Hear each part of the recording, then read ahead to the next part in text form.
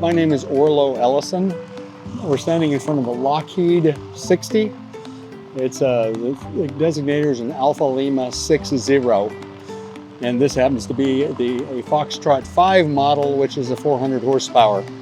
So it's the only one of these that were made like this with the tricycle landing gear. AOPA keeps flying safe, accessible, and fun by protecting your freedom to fly. We are the most trusted one-stop resource for all things related to general aviation. Become an AOPA pilot today. It was a bush plane. It was designed by a man named Al Mooney. When he left Mooney Aircraft, he went to work for Lockheed and designed this, and it was designed to be a replacement for the de Havilland Beaver. This was built in 1967 under license in Italy by Aeronautica Macchi. It was delivered on floats to Northwest Ranger. It was called a Northwest Ranger Conestoga. And it was delivered to Canada on floats, and then it operated on floats in Canada for many, many years.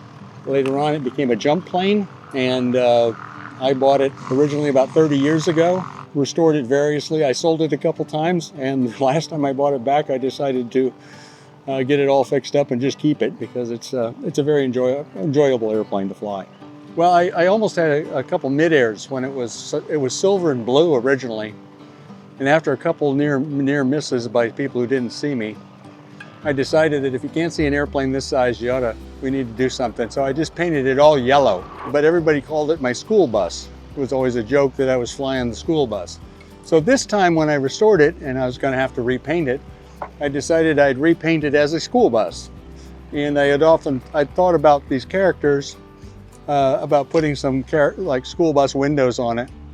So I came up with the idea of the characters and asked a friend who I was asking him for a reference for an artist to make some cartoon characters for me.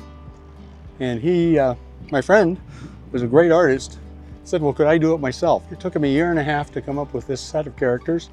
We were going to originally do only Sesame Street characters with Big Bird, but we couldn't come up with more than 9 Sesame Street characters that every kid knew. So we ended up with 9 Sesame Street on one side, and the artist decided he'd like to try a Charlie Brown. And so he came up with these, and it's turned out to be just as popular as the other side. This thing is like flying a truck. It's absolutely stable, absolutely safe. If I need to land in a 50-knot crosswind, this would be the airplane I'd choose. It's extremely forgiving. This is a giant Cessna 150. It has a little more management on the engine and fuel systems and such. But the rest of it is just straightforward flying. It's a beautiful flying, stable airplane. I've redone the panel. When I restored it this time, we put in a new Garmin 650 and we have the GI 275s for indicators. We took out the vacuum system. It's got all Electronics International round engine gauges. It looks like a bunch of round gauges, but they're actually all electronic round gauges, as many as we could get in there. It's full IFR. The one thing it does not have a autopilot or wing leveler. I have about 1,600 hours in this, and I've flown it every second of that. If you'll notice, the wing is dead straight. The only hedral is from here to the wingtip, on the end of the wingtips. So this is, with asymmetrical fuel loading or anything, this is one of the most, this thing has its own mind. It'll take off. If you look at a map, you're going to be going off like this or that. It just does not go straight very well. It really needs a wing leveler.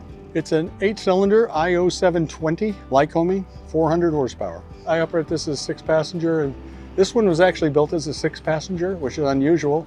They had some versions up to 9 passengers, but this one was only certified for 6. And I think it might have been because of the weight of the engine, the gross weight. That's a really heavy engine on the front. They're all hand-drawn. There's no clip art on here.